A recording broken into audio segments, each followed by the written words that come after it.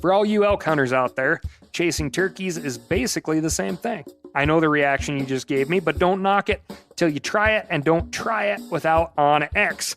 The Hunt app will not only help you find new areas on public ground, but I use it to find out landowner info to get permission on private ground that I see birds on as well. OnX Hunt has a special offer for you. Use code CAL to receive 20% off your membership at onxmaps.com/hunt and find more birds this spring. There's nothing like snook hook sets at dawn or catching a tarpon in the moonlight. Find your next fishing trip made easy on fishingbooker.com and experience the magic of the Sunshine State or any other destination on your fishing bucket list. Book a blue water adventure in search of sailfish or go snapper fishing with the kids. With over 6,000 captains and trips to choose from, planning your next one just got a whole lot easier. Download the Fishing Booker app on the Google Play or App Store, or visit them online at fishingbooker.com to book your trip today. I'm sure a lot of you guys remember the old ceremonial hunting tradition of eating the heart out of the first animal you kill. Meat from those organs are among the most nutrient-rich foods on the planet.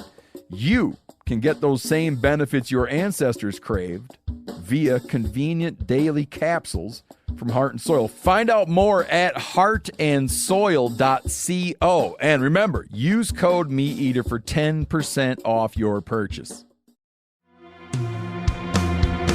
From MeatEater's World News Headquarters in Bozeman, Montana, this is Cal's Weekend Review presented by Steel. Steel products are available only at authorized dealers. For more, go to steeldealers.com. Now, here's your host, Ryan Cal Callahan. A Canadian man has been fired from his job after he says he saved a moose calf from a black bear. Thanks to everyone who sent me this story. British Columbia resident Mark Skage told the Canadian Broadcasting Company that he was traveling in the northern part of the province when he noticed the female calf alone on the side of the road. He says he didn't see an adult moose anywhere in the area, and the calf was nearly hit by several cars. Skage decided to pull over and try to scare the moose off the highway, but when he opened his car door, the moose trotted up and hopped in. Was this baby moose on a whirlwind hitchhiking tour to escape her overbearing parents and find her true self? Maybe. Probably not. Skage says he saw a black bear about 50 yards off the road, and the moose apparently decided that the strange man in the metal machine looked safer than the predator in the woods. Kind of a devil you don't know is better than the devil you do scenario. Anyway, Skage waited another few minutes for the mother moose to show up, but eventually decided to keep driving and give the BC Conservation Officer Service a call. He took a video of the moose riding shotgun, and she looked surprisingly calm. Almost like she'd been waiting her entire life to break away from her small-town existence, spread her wings, and learn how to fly. But her Kelly Clarkson fantasy was not to be. Skage transferred the calf to conservation officers, and she was taken to a rehab facility several days later. Skage said he knows that it's usually best to let nature take its course, but he doesn't regret his decision. Unfortunately, his employer, AFD Petroleum Inc., didn't see it that way. They said in a statement, quote, "Instead of reporting the situation to a conservation officer, the individual made the independent decision to transport an uninjured moose, a wild animal, in the front seat of his company vehicle for many hours. This not only put the employee and other road users at risk, but also potentially caused distress and harm to the moose." Skage was fired from his job and may have to pay a fine pending a Conservation Service investigation, but he still maintains that he did the right thing. I'll admit I didn't sit there for half an hour going over every scenario and who I'd upset, or I just went, you came for help, I got to give you help. Now, making the mistake of helping the calf moose is very human, but the big question is, should he have been fired for doing this, right? Calf moose freaks out in the cockpit of the big rig and sends it careening off the road. Certainly an argument there. Let me know what you think at askcal@themeateater.com. This week, we've got Pandemic, Arkansas Access win, and survey says. But first, I'm going to tell you about my week. And my week was real interesting. Old Chet and I put the hurt on the walleye in the morning after a spirited debate of whether or not we'd regret not taking an additional 5 minutes that morning to purchase night crawlers. We found ourselves with nobody else around, consistently putting 14-inch walleyes on ice. I've mentioned these folks before, but a Colorado company called BioBait makes a bunch of fantastic, fully biodegradable SPBs, or soft plastic baits, only they're not plastic, and the Walters were hammering them, mostly in the earth tone 3 to 4 inch swim bait category. Then, after cleaning the catch and the boat, I rounded up some friends and family and met the crew of a C-130J gunship when they landed here in Bozeman. A friend I met through Backcountry Hunters and Anglers, his son is actually one of the pilots. They invited myself and Phil the engineer. I got to bring my sister and brother-in-law and the niece and nephew over. Super fun. 4 4,600 horsepower turboprop engines, a 105 millimeter howitzer, a 30 millimeter cannon, Hellfire missiles, laser-guided bombs, 175,000 pound max payload, which, by the way, is the equivalent of roughly 35 F-150 trucks. And on top of all that, just the sweetest crew you could ever imagine, which is really awesome. On top of being hunters and anglers, these guys took almost 2 hours at the end of a 10-hour day to answer a bunch of questions and corral little kids as they crawled through and on everything in the ship. Super cool. Very proud to have guys like that around for a lot of reasons. Thank you guys. Couple of fun facts for you. That 30 millimeter cannon can fire high explosive rounds, which are about the equivalent to a hand grenade, 200 times a minute. Actually, more than that, but the barrel will melt down. And the C-130J is the home to the only flying 105mm field artillery piece, which launches 55-pound shells, the recoil of which moves the plane 10 feet, and they can fire 6 to 8 rounds per minute. It's just wild to think about. It really is. Fellas, if you're listening, we'll get some fishing in next year. On top of that, if you are dying of heat and escaping by dreaming of ducks flying, geese honking, cranes and snows faint on cold morning breezes, Snort and I are right there with you. It's officially too hot right now. If you want to transport yourself away to a magical fall scene, we're going to help you do that by dropping some of the brand new 2023 First Light waterfowl line on the website here shortly. And shortly after that, we'll be using the stuff. It's going to be great. Oh, you know what I should say here is it hasn't happened yet, but you will be hearing this on the back end of the Ohio Muster in the Marsh event for Ohio Backcountry Hunters and Anglers. So I'll just say, hey, thanks for attending, showing up, rallying for conservation, spending some hard-earned cash, the great conversations, and, hopefully some big old smallmouth bass or something like that. Anyway, moving on to the pandemic desk. It's been a while since we had an update over at the pandemic desk, but listener and biologist Brian Peterson wrote in to tell me about a new study that sheds light on one of our favorite questions from the past few years. Can deer spread COVID to humans?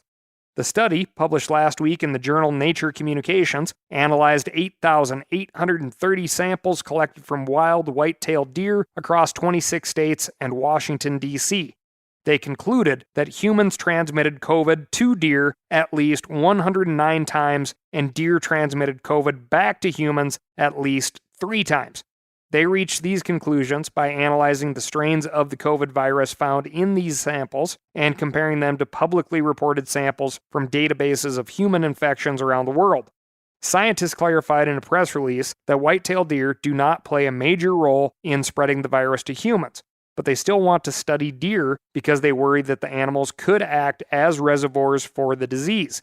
They found that while the Omicron variant overwhelmed other variants in the human population, older versions of the COVID virus remained active in whitetail. That would be the Alpha, Gamma, and Delta variants you may remember from the early days. Further study will be necessary to determine whether this could result in a resurgence of COVID down the road. It's also worth pointing out that none of the 3 people who caught COVID from deer said they had any interaction with whitetail. The study's authors say they weren't able to speculate exactly how that transmission occurred. In other deer disease-related news, biologists at the University of Wisconsin-Madison believed that ticks could be spreading chronic wasting disease among deer in the Badger State. This study was published in the journal Scientific Reports, and it concluded that ticks can harbor transmissible amounts of the protein particle that causes CWD. Biologists analyzed ticks in a lab as well as in the wild and found that engorged ticks harvested from whitetail in Wisconsin carry enough CWD prions to infect other deer. One scientist described the ticks as little CWD tic tacs. Isn't that cute? And horrifying, by the way. Deer may contract the disease from ticks because they engage in something called allogrooming, also called social grooming. This is a behavior in which young high school students in the bleachers and social animals clean or maintain one another's body or appearance. For deer, this means cleaning each other in hard-to-reach places and biting insects from one another's hides. It is theoretically possible that a whitetail could contract CWD from another deer by eating the ticks off its body. I say theoretically because this study did not investigate this hypothesis. It only confirmed that ticks contain enough CWD prions to infect a deer, not that CWD is actually spread this way. Still, if this theory proves to be true, tick suppression techniques could be another arrow in the CWD mitigation quiver. In that battle, we need all the arrows we can get. Thanks to listener Ryan Van Landet for sending this one in. Moving on to the public land desk. The Arkansas chapter of Backcountry Hunters and Anglers notched a big win last week with a land purchase that increased access for hunters in the state. Board members Brad Green and Scott Knight led the effort to develop a relationship with a landowner and eventually purchased 1 acre of land. That single acre surrounds a road and gives the public access to 103 acres of the Cedar Creek Wildlife Management Area. The purchase also gives the public another access point to over 150,000 acres of the Muddy Creek Wildlife Management Area, a cooperatively managed portion of the Wichita National Forest. After purchasing the acre, the Arkansas BHA will donate it to the Arkansas Game and Fish Commission, which will oversee its management. Prior to this purchase, the public could only access the Cedar Creek WMA via the Muddy Creek WMA to the south. That's a serious hike, and it made accessing Cedar Creek difficult. The current landowner had allowed access through his property on the northern border of the WMA, but previous landowners had not been so friendly. Because the WMA lacked any permanent legal access, hunters and anglers were forced to rely on the good graces of whoever happened to own that particular property. As we've covered on this podcast many times before, relying on landowners for access to hunting ground is a dangerous proposition. Property changes ownership all the time, and someone's personal financial trouble can mean hundreds of outdoor folks can no longer access their favorite hunting and fishing spots. Arkansas hunters don't have to worry about that anymore, at least not on the Cedar Creek WMA. BHA Arkansas chapter board member James Brandenburg said, quote, "Our chapter is grateful for the opportunity to partner with a willing seller and the Arkansas Game and Fish Commission.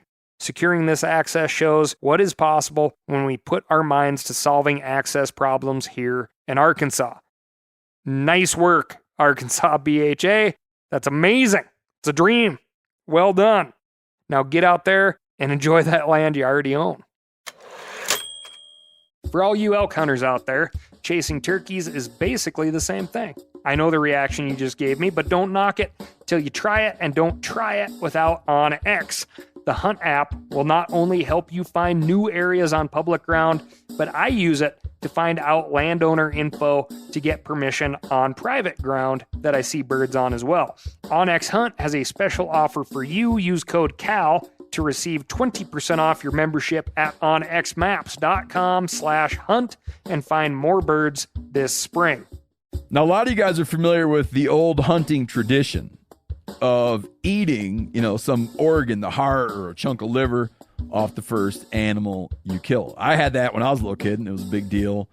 Organ meats were always prized by frontier people who knew the importance of getting a lot of different minerals and nutrients. And as often is the case, those guys were onto something, because organs are among the most nutrient-rich foods on the planet. And you can get the same benefits your ancestors craved via convenient daily capsules from Heart and Soil made exclusively from regeneratively raised, grass-fed, and finished cattle.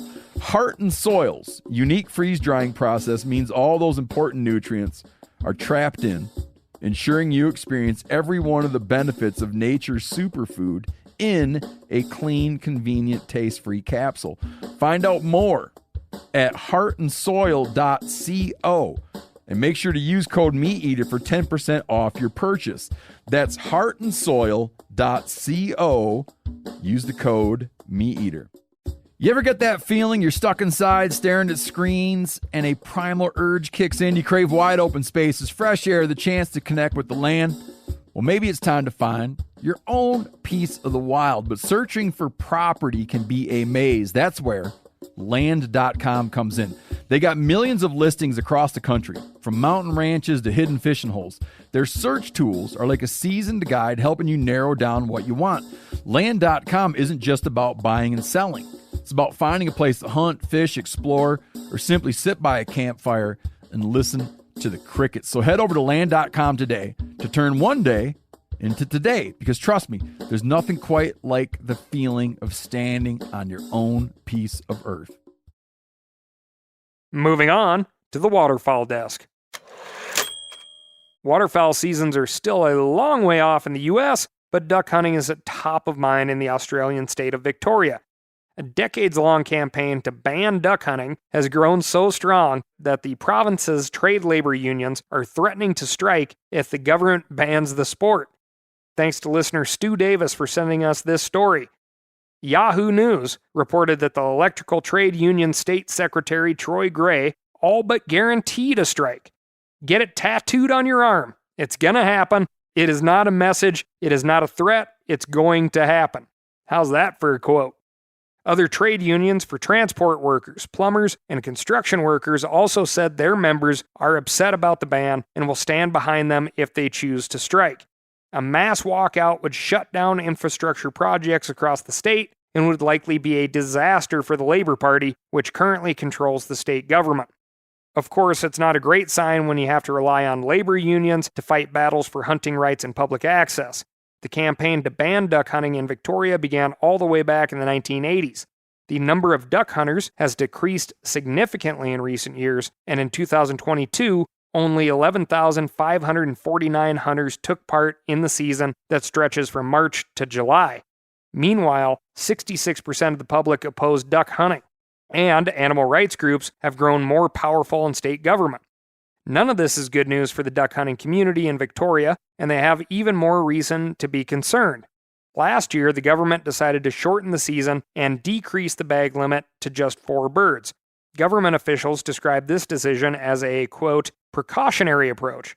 They cited concerns about wounding ducks, poor behavior by some hunters, and supposed long-term decline of water bird abundance. Wounded ducks are the primary way animal rights groups have changed public opinion about duck hunting. They traveled to wetlands during the hunting season and supposedly rescued wounded ducks. They also bring duck carcasses into Melbourne and use them in street demonstrations in front of Parliament. They get lots of media attention for stunts like this, and their tactics are working. We'll see if the labor unions have enough clout to ward off this year's ban, but I don't think anyone is hopeful about the long-term future of waterfowl hunting in Australia, which is a real bummer. But these labor unions could also bring ducks into downtown Melbourne, along with barbecue grills. That, my friends, is the most effective way to convince people that duck hunting is a good thing. That and pointing out the loads and loads of poop on public property. Good luck down under.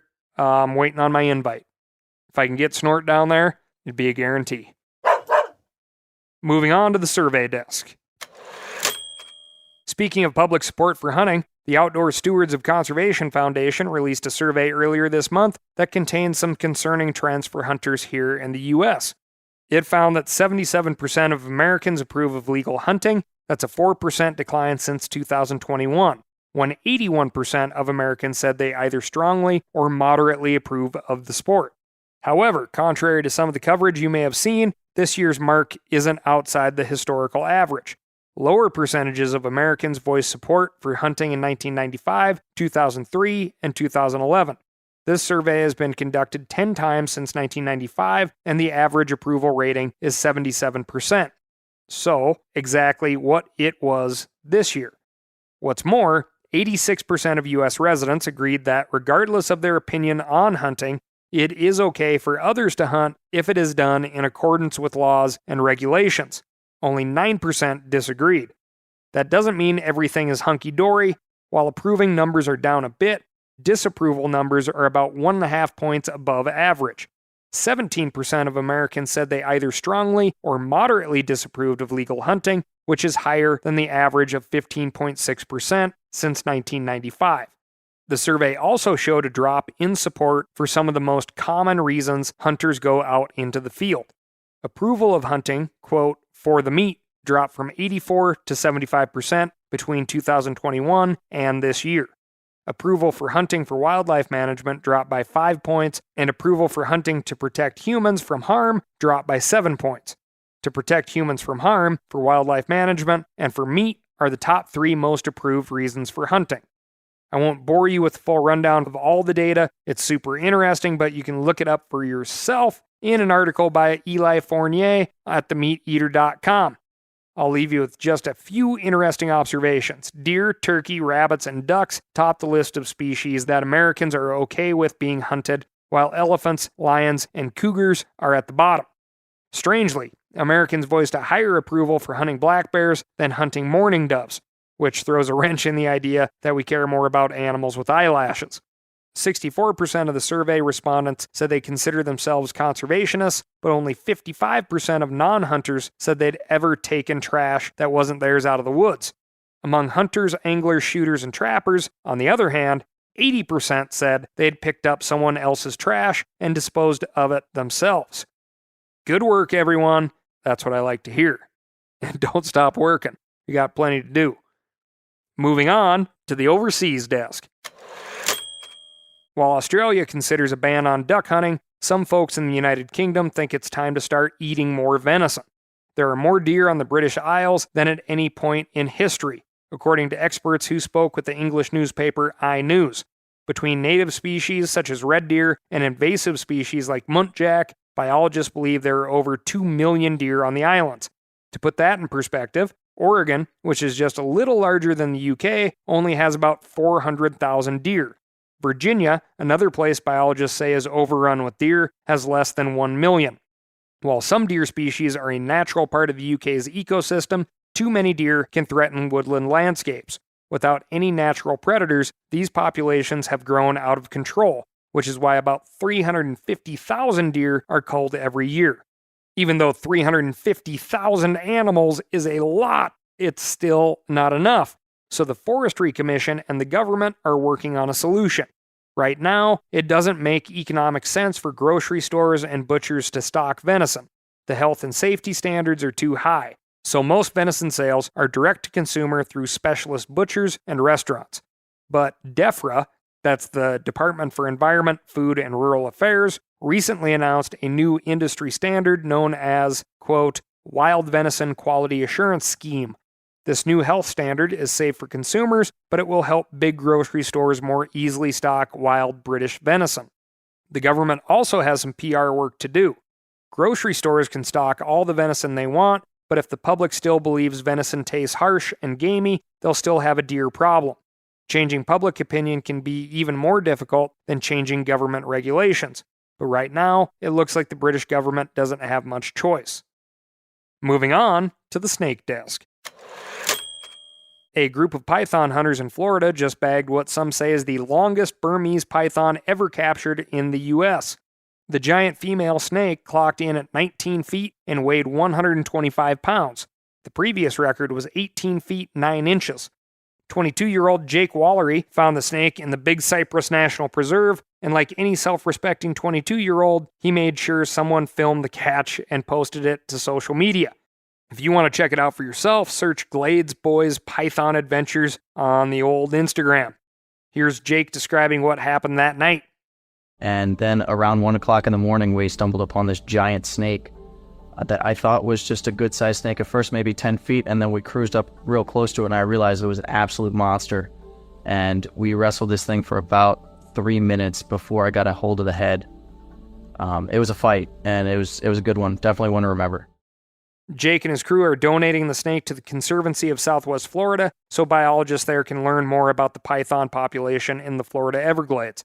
The invasive species is a huge problem in the area, and despite the best efforts of python hunters, biologists believe the population is not only stable, but growing. Still, it can't hurt to get this giant female off the landscape.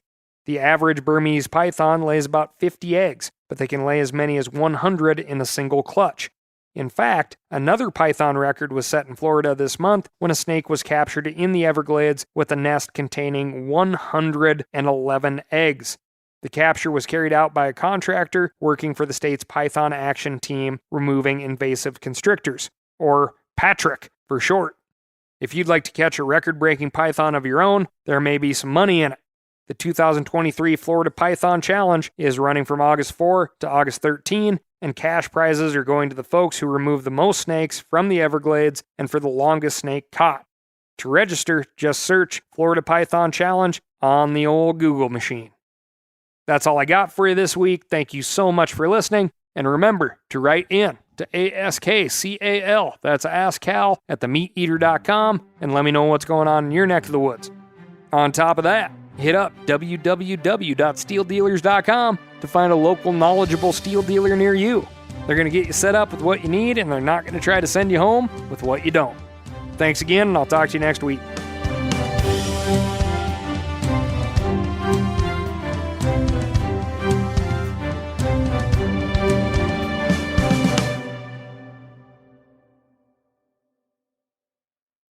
I'm sure a lot of you guys remember the old ceremonial hunting tradition of eating the heart out of the first animal you kill. Meat from those organs are among the most nutrient-rich foods on the planet. You can get those same benefits your ancestors craved via convenient daily capsules from Heart and Soil. Find out more at heartandsoil.co. And remember, use code MeatEater for 10% off your purchase. Hey, I just sat down with the owners and operators of Maui Nui Venison. They're on a mission to balance axis deer populations on Maui while giving back to the community and run a totally sustainable operation. For folks like me who want to get your own meat but aren't always successful, you can become a snack subscriber, get some axis deer sticks sent right to your door. Visit MauiNuiVenison.com. That's MAUINUI. venison.com and use promo code CAL for 20% off your first order.